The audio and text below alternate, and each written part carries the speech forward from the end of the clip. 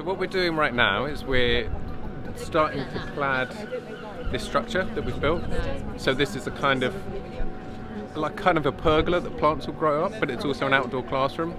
So we've got places to sit. We're going to have a fire pit here, but because it's quite a windy site and it's all open, we're cladding it with different materials. Some of which, like the metal, will provide shelter. Some, like the mesh, will kind of help plants grow up a bit.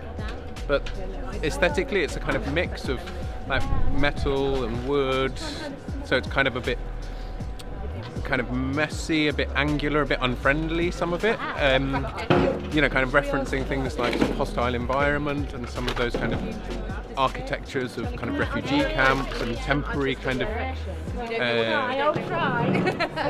of that kind of ad hoc sort of architecture. But it's also hopefully going to be like a sort of an enclosed space that will feel quite sheltered and safe.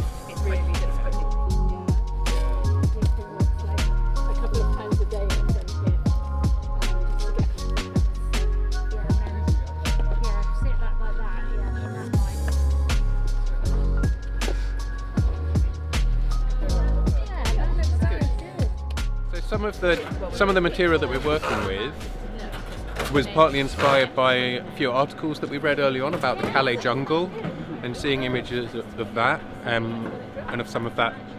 Yeah, there's kind of shelters that were built. So it's sort of loosely referencing that or inspired by that, but not too directly. But also that, bits of this kind of scrap metal are also kind of, are they fencing? Are they roof? Are they stuff that you can see through? Are they stuff that are containing people or keeping people in or keeping people out, I suppose? So we're going to have a blackboard here that we can use for teaching, for events and things, maybe for messages that people might want to write on, words and stuff. So we want to be able to kind of see through it, so it doesn't feel completely enclosed, but there's a bit of shelter. There's a lot of passers-by, so we also want that experience of people like wondering what's behind it or what's inside. And as the plants grow up, they'll also sort of provide a bit of shelter and enclosure.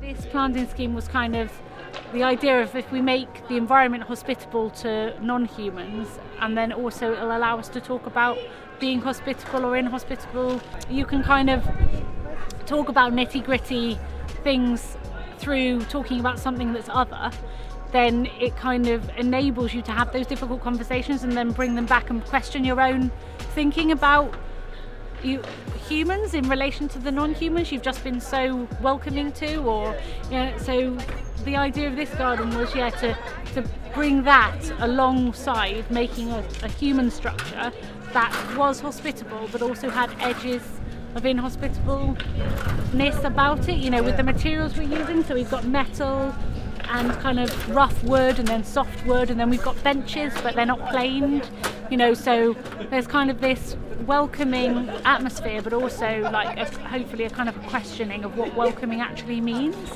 and creating a space that people could use, and also humans and non-humans can use to kind of mix and mingle and exist together.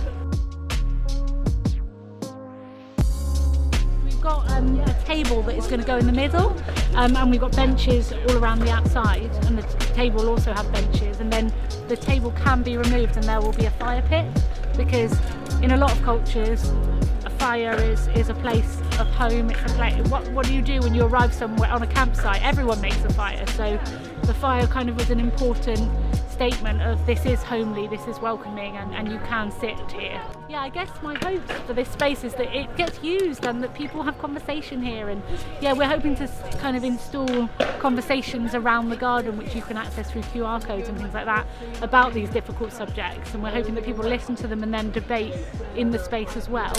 And just enjoy it, basically.